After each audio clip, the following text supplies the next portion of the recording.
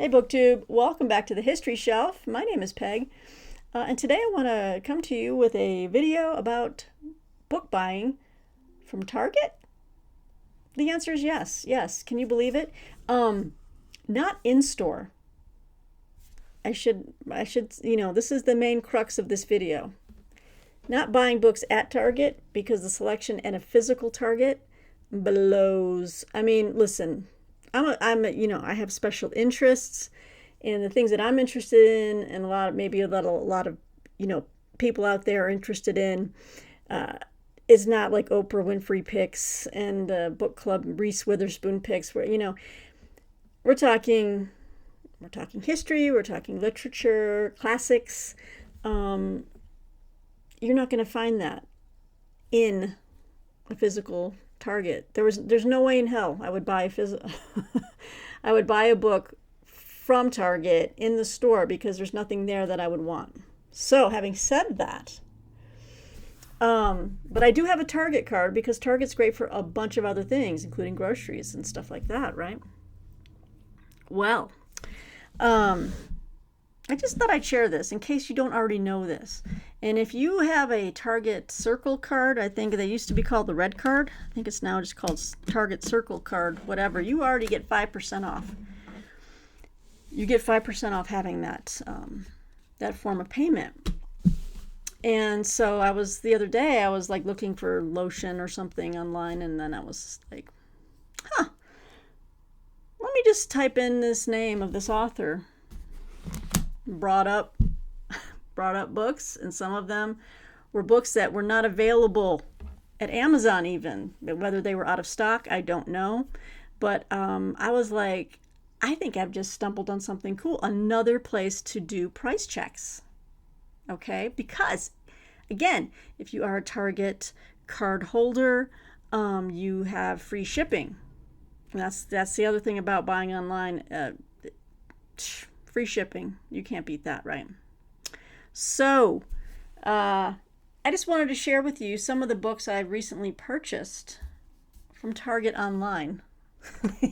Not in the store. A couple of these, maybe you could find it in the store, but their store's selection is so limited, and they always put that garbage out first. Sorry, Target, but not everyone wants to read some gauzy, Vaseline smeared cover, let me back that up. It's not smeared with Vaseline, but those types of books that are just like all hazy, like it's like the photograph of like a morning with a cup of tea, and it's like start your day right, and with these live your best life now. The self-help books that they sell, all this garbage, and it looks like someone filmed it through or took a picture through like Vaseline smeared lens, because it's that type of book that just makes my eyes water. I hate that kind of crap. Anyway, I hope you know what I'm talking about. And then of course all of the it's just a preponderance of young adult books and vampire books, and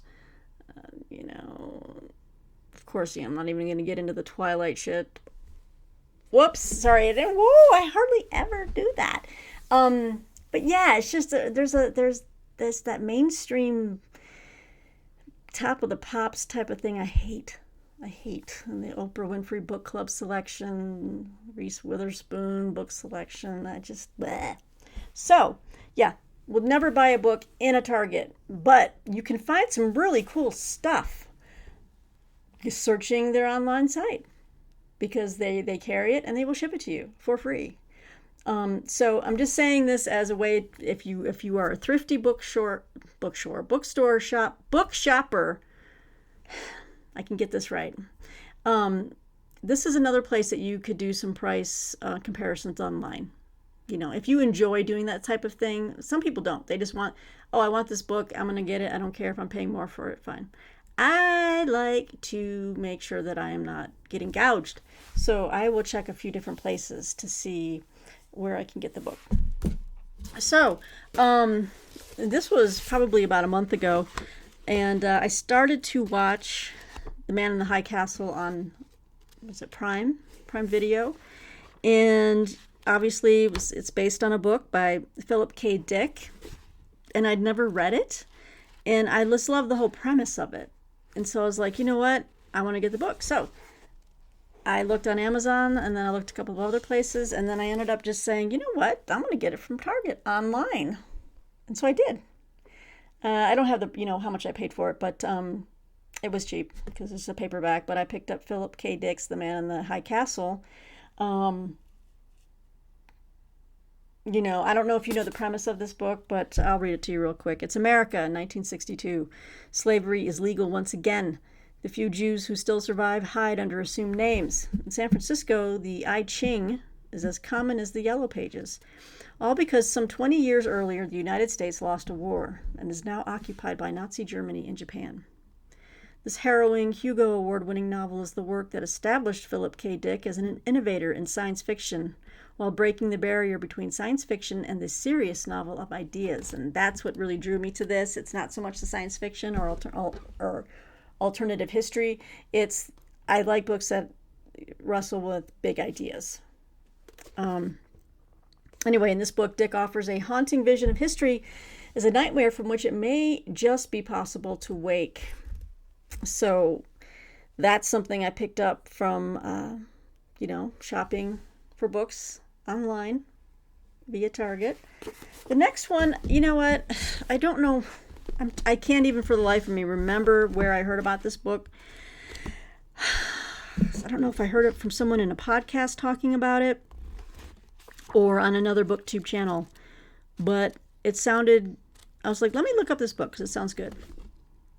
And I picked up Russell Banks's Forgone, a novel. You won't find this in a Target store, a physical store, if you go in. Like, let me go in there and find that book by Russell Banks. It's not going to be there. But what I'm saying is that their online inventory is vast. It's vast. So, picked this one up in my order with the Philip K. Dick book. This book says here, famed Canadian-American leftist documentary filmmaker Leonard Fife, one of 60,000 draft evaders and deserters, fled to Canada to avoid serving in Vietnam. Fife, now in his late 70s, is dying of cancer in Montreal and has agreed to a final interview in which he is determined to bare all his secrets at last, to demythologize his mythologized life. Imaginatively structured around Fife's memories and alternating between the experiences of the characters who are filming his confession, Forgone challenges our assumptions and understanding about a significant lost chapter in American history and the nature of memory itself. Russell Banks gives us a daring and resonant work about the scope of one man's mysterious life, revealed through the fragments of his recovered past. So I picked this up as well. I should say that I've been noticing too that I'm wanting to get back to reading some more fiction. I think it could be like a wave I'm going through. I've been reading some heavy duty history stuff, dense academic stuff, like one after the other for some reviews that I was assigned. And so part of me is just like, wow, I really just want to get back into a novel and get back into a story that really just engrosses me. And then I can come back and talk to you guys about. I think I mentioned it in one of my last videos that I'm trying to take a little bit of a step back so that I can spend more time, being kind of intentional about the books I'm reading and talking about with you guys. I've got ideas for things I want to do, some programming stuff. But in this case, I just wanted to share with you, like, why is she picking up this book? Well, I'm interested too, reading about it has a historical element here, about the Vietnam, the draft dodgers, what this guy did, what he's, I heard I can't remember where I heard about this book, but the person who was recommending it said it was pretty powerful, and there were some moments in here it was like kind of, disturbing. But anyway, I'm kind of wanting to go down these roads with fiction more, you know?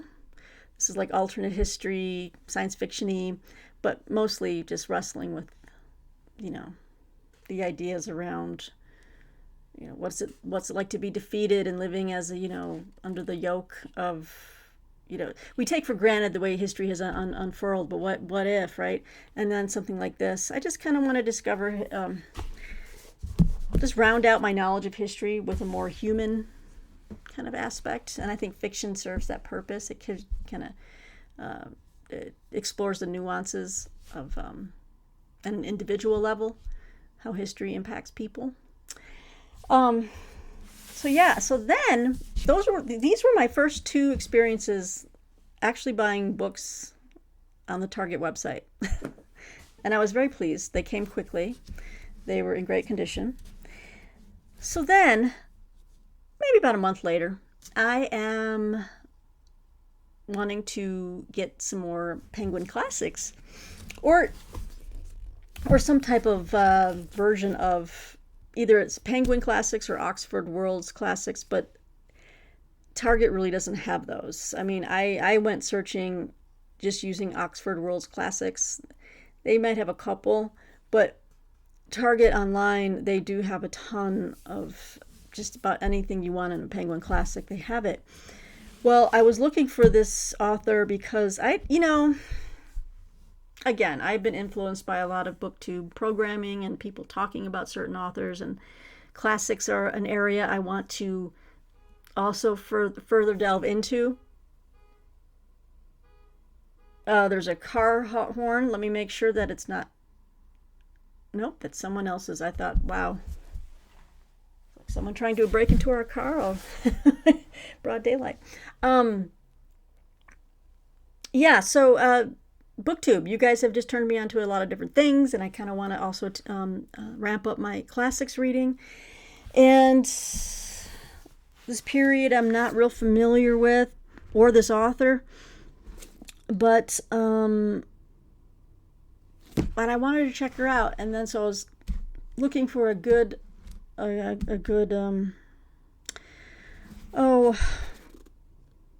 edition of these on Amazon, and I couldn't find it.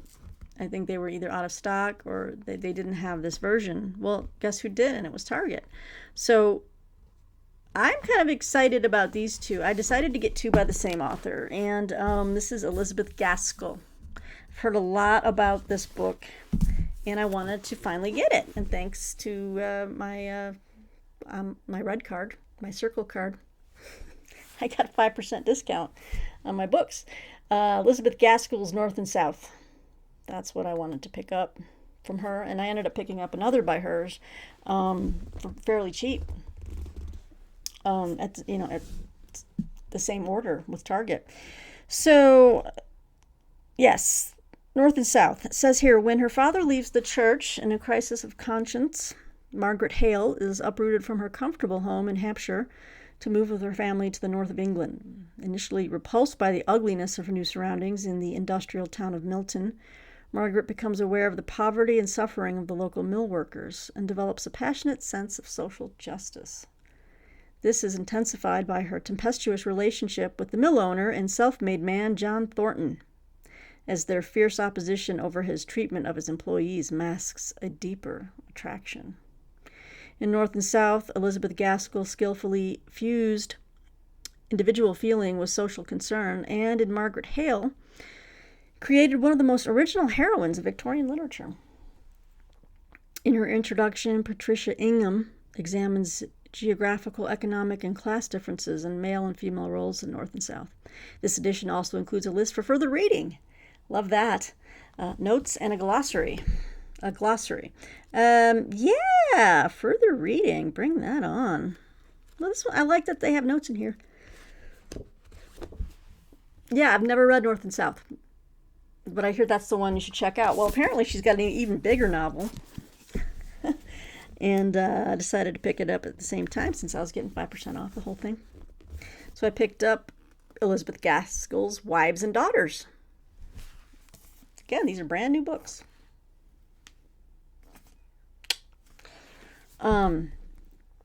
When 17-year-old Molly Gibson's widowed father remarries, her life is turned upside down by the arrival of her vain, manipulative stepmother.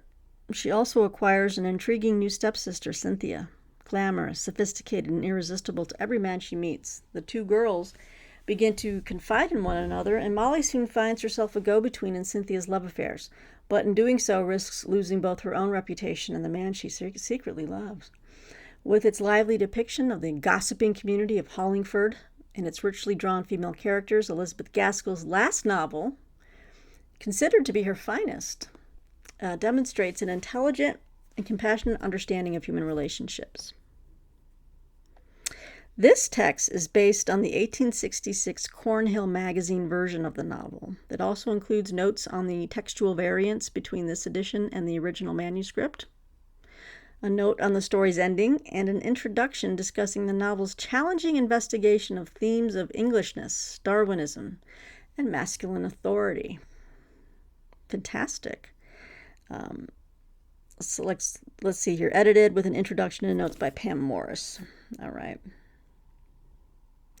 So I've added now to my Penguin Classics library, and maybe for next year.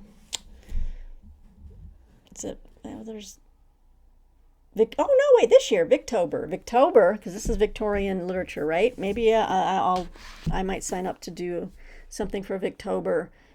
I'd like to do North and South first, but yeah. So I picked up these two,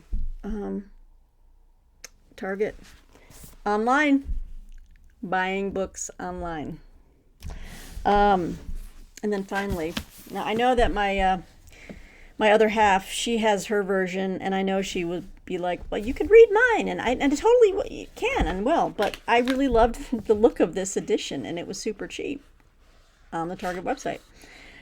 And it's got French flaps, and it's another Penguin Classics, and it's a Penguin Classics Deluxe edition, and I love these, because again, French flaps, decollage, and it's nice and floppy, so it kind of lays flat, but I keep meaning to read this book because it is Martine's favorite book of all time, and I want to finally do it. So I picked up this beautiful edition of Middlemarch, guys. George Elliot. Forward by Rebecca Mead. Penguin Classics Deluxe Edition. See the decollage? Let's see if you can see that. There you go. Really cool French flaps. There's Middlemarch. Got them on the back side too, and it again, look at that, it just, it lays so easily. Love it. So I finally have Middlemarch. I am ready to go for Victober, and now is Feb Regency, that's just about Regency period stuff, right? It's not like it's not romance, right? I don't even know what they do in Feb Regency, but I think I've got something set up for Victober. So Middlemarch. Considered one of the masterpieces of realist fiction, George Eliot's Middlemarch, a study of provincial life, explores a fictional 19th century Midlands town in the midst of modern changes. The proposed reform bill promises political change. The building of railroads alters both the physical and cultural landscape. New scientific approaches to medicine incite public division, and scandal lurks behind respectability. The quiet drama of ordinary lives and flawed choices plays out in the complexly portrayed central characters of the novel. The idealistic Dorothea Brooke, the ambitious Dr. Lydgate, the spendthrift Fred Vincy, and the steadfast Mary Garth. The appearance of two outsiders further disrupts the town's equilibrium. Will Ladislaw, the spirited nephew of Dorothea's husband, the Reverend Edward Casaubon, and the sinister John Raffles, who threatens to expose the hidden past of one of the town's elite. Middlemarch displays George Eliot's clear-eyed yet humane understanding of characters caught up in the mysterious unfolding of self-knowledge. So, this just looks like a great reader copy. It's so, the paper is soft, smooth. Yes, it smells wonderful. So yeah, look at this. So I've got 3 Penguin Classics, right? And one of them is a deluxe version. And then I picked up these two kind of just hit myself, kind of like rogue, kind of just, you know, solo books. Just came across in my various wanderings and heard about it. And yeah, so the trick is, if you have a Target card and you enjoy their 5% off and the free shipping, and you want to do some price checks and comparisons against Amazon or Barnes & Noble, really, you should try Target. I know, right? It's crazy. I was just typing in a lot of different stuff. They got tons of different stuff in there. So that's my little thrifty shopper tip for this week. We'll see if we have any others that come up. But yeah, I definitely wanted to let you know I bought books from Target online, and I was happy. I was happy with the outcome. All these books right here. So thanks for joining me for this quick video.